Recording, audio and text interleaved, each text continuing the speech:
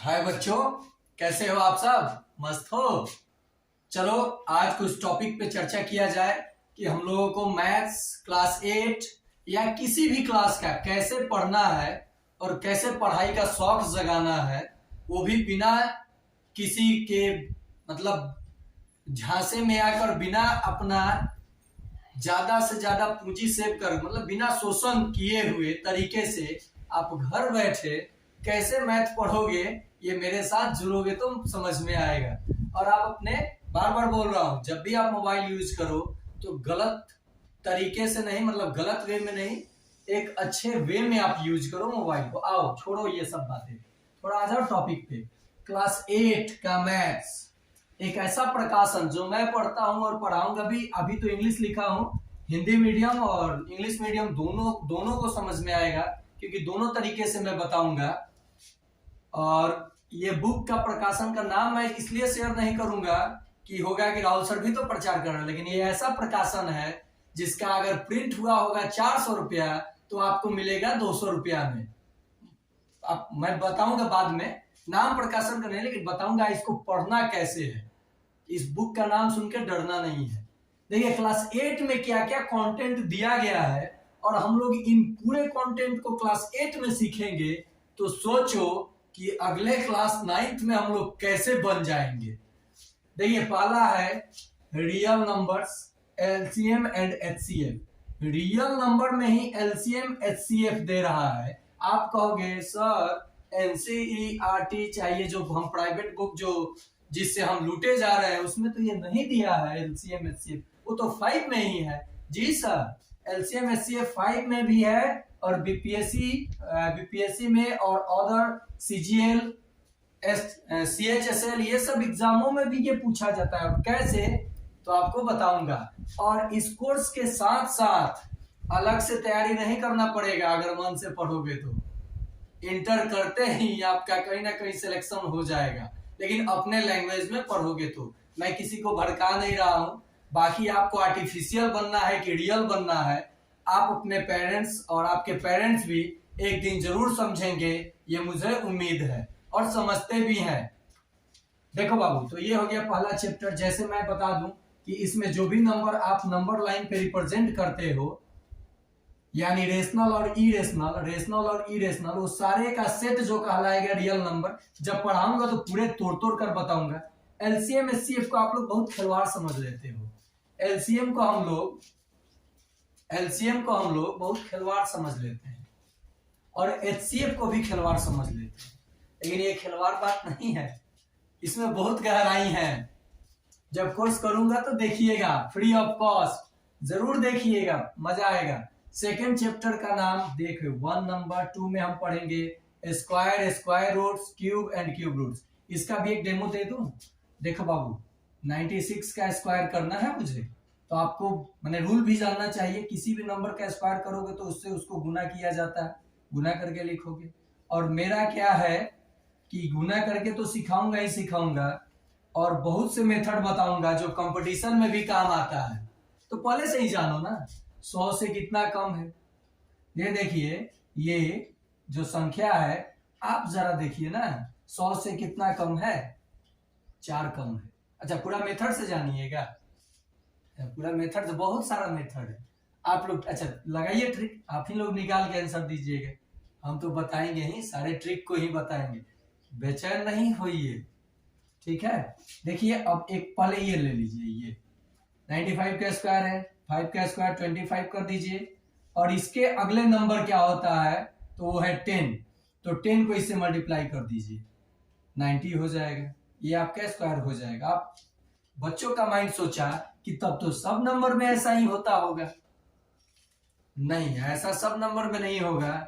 जहां unit place पे 5 होगा उसी में ये इसका स्क्वायर लिखा जाएगा, और जो प्रीवियस नंबर होगा 10 प्लेस पे, उस नंबर को उसके ठीक अगले सक्सेसर वाले नंबर से मल्टीप्लाई करके लिख दोगे तो आपका आंसर आ जाएगा।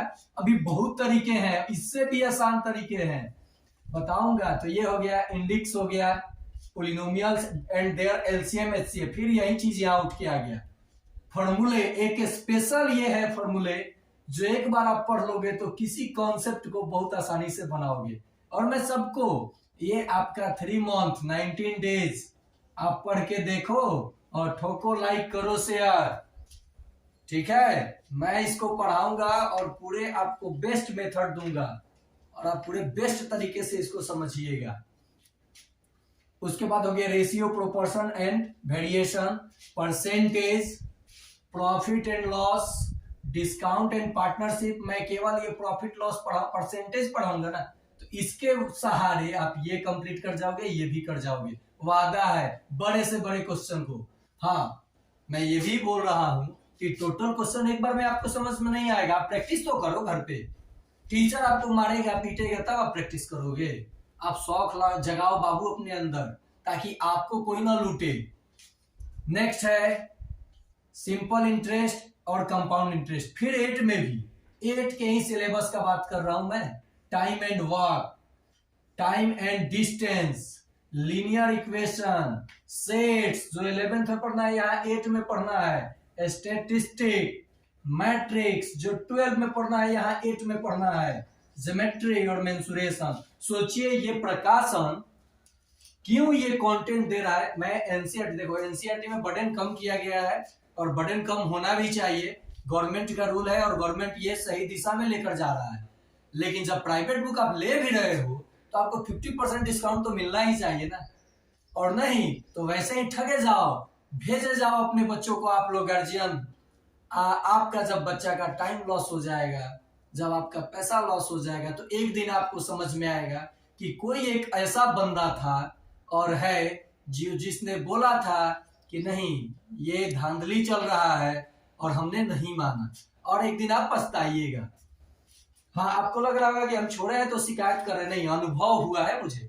मैंने अपना 4 साल गंवाया जिस संस्था में, या 3 साल, वो संस्था छोड़ने के बाद मुझे ब्लेम करता है कि आप बीपीएससी का तैयारी करते हैं और दरोगा का तैयारी करते हैं, आप टीचर के लायक भी नहीं है। तो मैं अपना बैकग्राउंड बता दूं उनको कि मैं किस बैकग्राउंड से आता हूं, और आपके भी घर में उसी चीज के लिए कोई जाने जाते हैं, तो मेरा बैकग्राउंड सुनिए। मैं वैसे 3 पुरुष के घर से बिलोंग करता हूं और मेरे खानदान में सारे हाई स्कूल के हेडमास्टर ही रहे हैं लोग। माननीय श्री नगनारायण सिंह, रजबली सिंह और मेरे दादाजी के बाबूजी सकल सिंह, मैं उस खानदान का लड़का हूं जिनके द्वार पे ना, दरवाजे पे फ्री ऑफ कॉस्ट लोग बच्चे आते थे, नाइट में पढ़ते थे। हम लोगों के पिताजी चाचा जी बताते हैं लोग, तब मैं इस प्रोफेशन में आया। और पता कीजिएगा ना, पता कर लीजिएगा। अरे ये अटौली वाले सकल सिंह नहीं, मेरे दादाजी तो थे ना अटौली के बच्चे आप लोग सुन रहे होंगे तो आप अपने घर में पता कीजिएगा।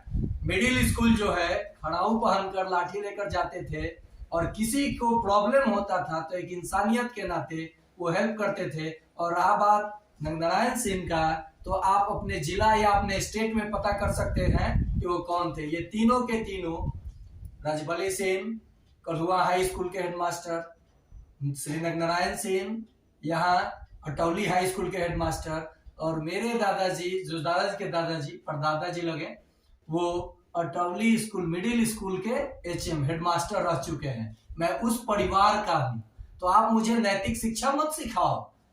और मैं बच्चों का मजबूरी समझता हूं, वैसे पढ़ाता हूं। ये इसका पैसा नहीं देगा सब मुझे बच्चा, लेकिन मुझे सपोर्ट जरूर करेगा और मैं भीख मांगूंगा, आपको दिखाएगा रिजल्ट देकर। देखो, तो ये 3 साल से मैं अपना टाइम गंवाया, और वो संस्था छोड़ने के बाद पेमेंट अपना मांगने के कारण मुझे बोला जा रहा है कि आप तो दरोगा बन रहे थे, मास्टर भी बन जाए तो बहुत है। कोई बात नहीं, मास्टर नहीं बनना है मुझे। आप मास्टर बने मालिक, मुझे एक अच्छा शिक्षक बनना है। आप तो बन लो एक अच्छा टीचर। ये हो गया।